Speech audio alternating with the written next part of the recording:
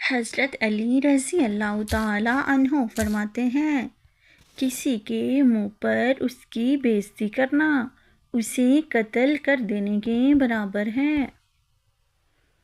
انسان گھر بدلتا ہے، لباس بدلتا ہے، رشتے بدلتا ہے، دوست بدلتا ہے، پھر بھی پریشان کیوں رہتا ہے؟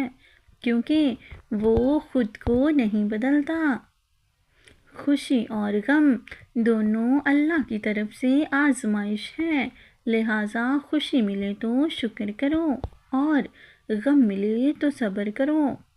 خدا تک پہنچنے کے بہت سے راستے ہیں، لیکن میں نے خدا کا پسندیدہ ترین راستہ چنا، مخلوق سے محبت۔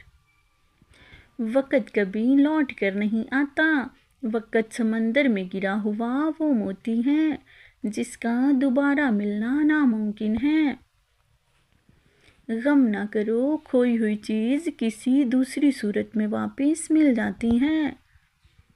زندگی 2 دن کی ہے، ایک دن تمہارے حق میں اور دوسرے دن تمہارے خلاف۔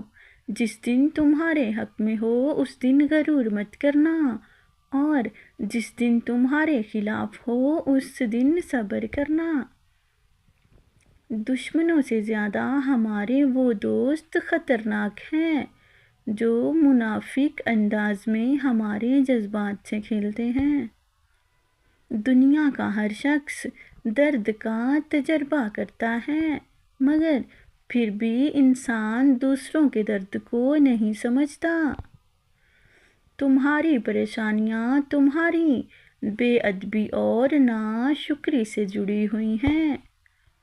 انسان کو 5 چیزیں برباد کر دیتی ہیں: نیند، غصہ، ڈر، سستی اور کام ٹالنے کی عادت۔